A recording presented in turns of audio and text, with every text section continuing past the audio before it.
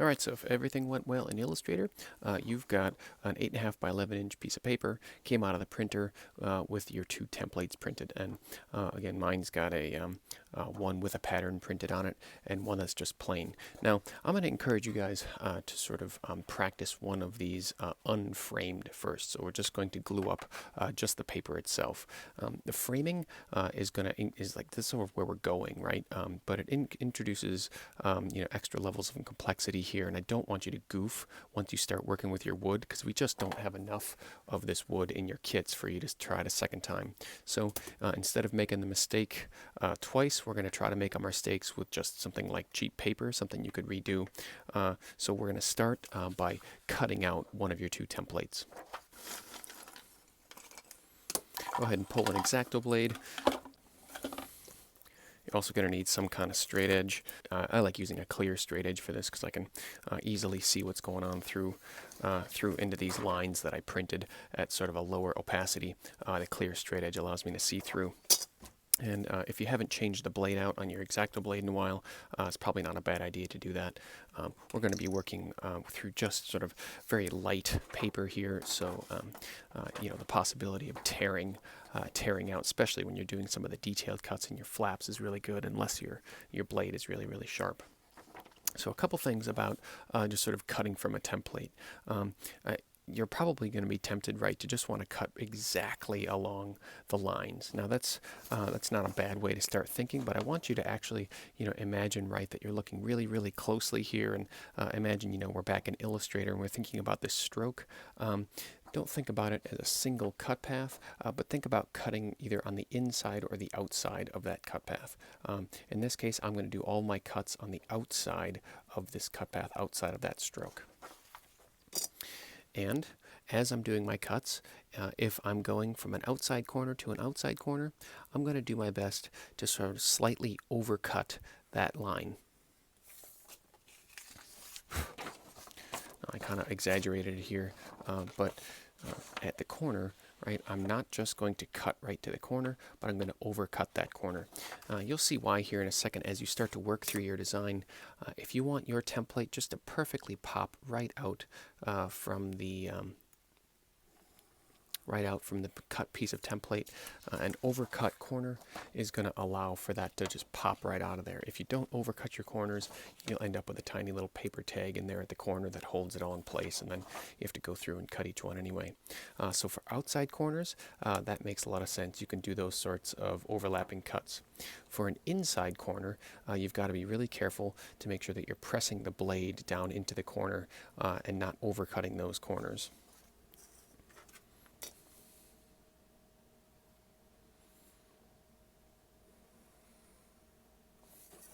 Now, the more precise you are with these cuts now, the better your final cuts will be. If you start to get sloppy with your cuts, your final assembly will also get pretty sloppy. So pay pretty close attention to these cuts and make sure that you're making them really precisely.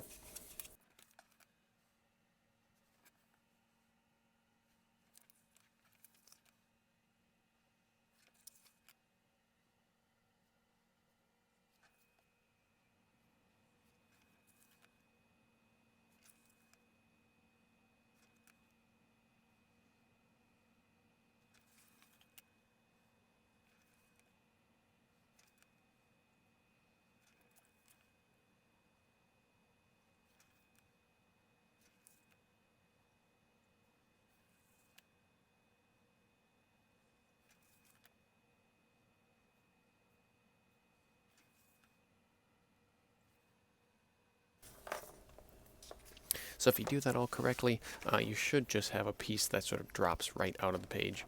If you notice at a couple of my spots, right, these corners, they got hung up because I was working a little too fast, or maybe I wasn't paying really close attention to overlap my cuts. Don't just tear those out. Go back through and actually cut those with the blade.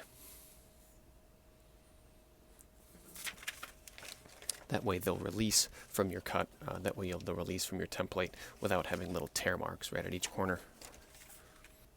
Okay, so fully released, we're still kind of stuck in that 2D world. Now I'm going to go back through and use my template use my straight edge to fold all of my templates. Now, all of my lines are printed with sort of a duct opacity, so they'll kind of be really, really light, but I want to make sure that I'm bending them all in about the right direction, and I'm bending them with a nice, maybe clean fingerprint or a fingernail or something. I doubt that any of you have one of the bone folders from the studio that we had, but if you did, that would be a really great tool. A polished piece of wood would work just the same, but since this is my practice piece, I'm not going to fuss too much over it. I'm just going to go ahead and crease all of those corners over the edge of my straight edge.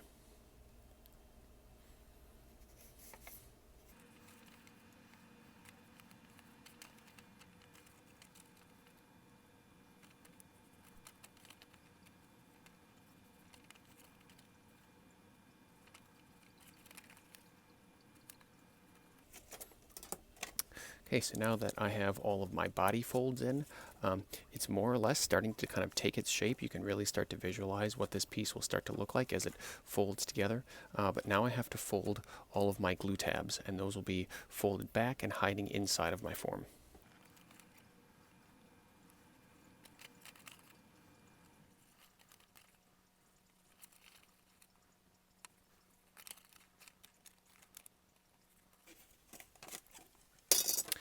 Okay, so the body folds, since you're not going to have a whole lot of opportunity to recrease them once it starts to close up, it's probably not a bad idea to give those all a nice hard crease. And you can always kind of reverse that fold afterwards, but it's hard to get inside of the form. So a nice hard crease on each one of these. And then the glue tabs, I'll show you here in a second, those don't need to be such a hard crease because they don't fold over quite so far.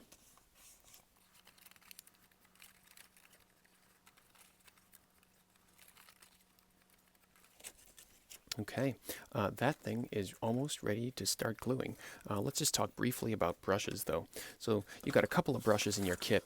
One of the brushes that you may find really helpful, especially if you're working with large glue areas, is this utility brush. The bristles on your utility brush are sort of a stiff hog hair bristle. They may have a bit of glue in them from the shipping, so go ahead and kind of break that glue out. You'd be welcome to kind of use that to do some large glue areas. But since my glue tabs are pretty small, I'm not going to end up using very much glue. So I'm going to use the small detail brush that was in my watercolor kit. Now this detail brush has a lot fewer bristles. It's going to hold a lot less paint, but they're nice stiff bristles.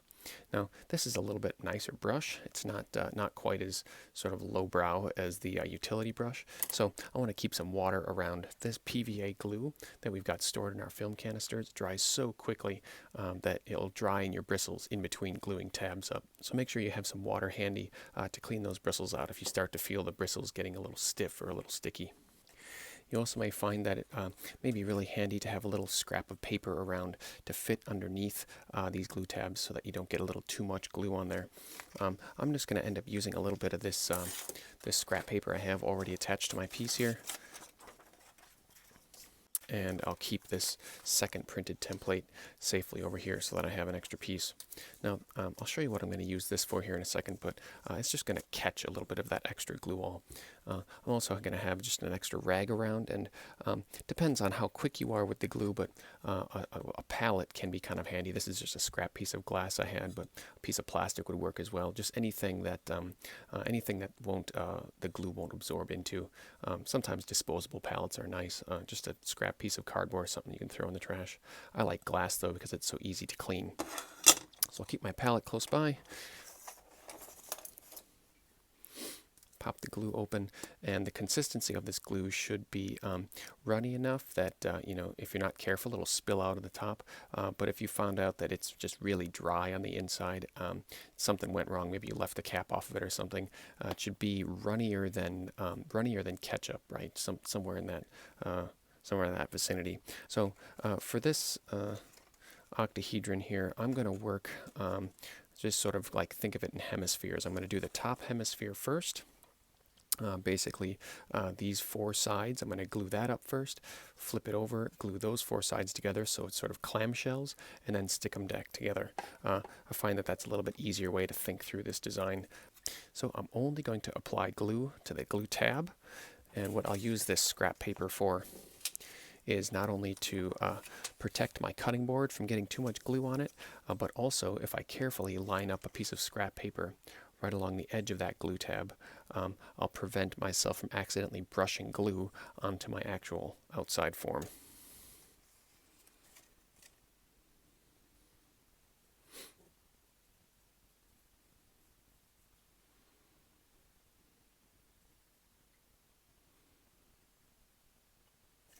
It's not going to take much PVA glue to get this job done, but I do want to make sure I coat it edge to edge and hit all the corners. Now when I fold this under, the working time is pretty short, so make sure you get your alignment just right. And I'm kind of checking it to make sure that that seam is fully closed. And then I'll use the flat edge of the table, flat surface of the table, to press that down.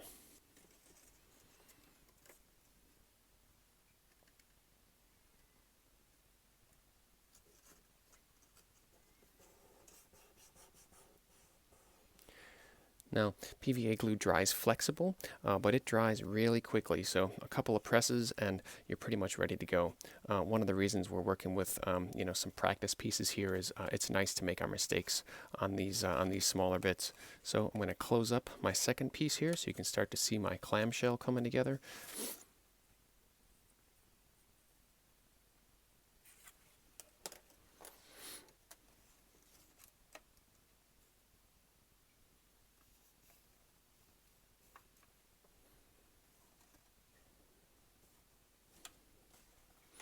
Okay, now you're starting to see how we're going to run into a bit of a problem here, right?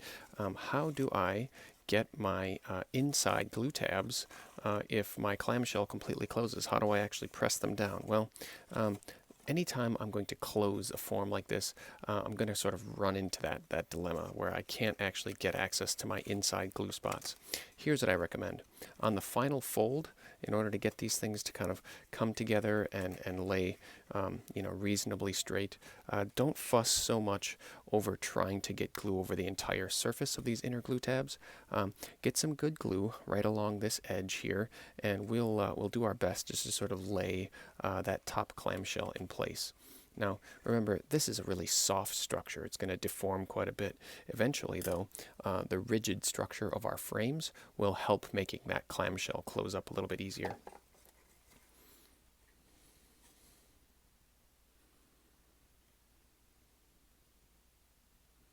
If you happen to get any of this PVA glue on your hands or on your clothes, get some water on it right away. The PVA glue will just kind of peel off your hands, almost like a silicone glove or something like that, but or a latex glove. But if you get it on your clothes, it's going to pretty much stay there. So do yourself a favor and get it washed out pretty quickly.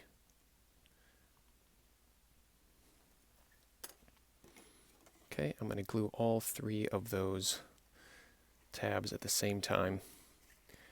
And if I have a really, really, really small instrument, I could maybe sneak it in right at the corner to get those glue tabs to stick down. The back end of your paintbrush is probably a little big to get in there without completely deforming your faces, but you could probably kind of sneak it in the corner and hold that glue tab in position just long enough to get that PVA glue to set.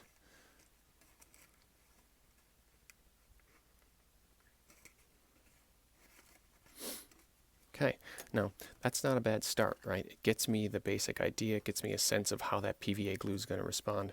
But I was working pretty fast, right? And I'm not totally thrilled with how I have some gaps in here.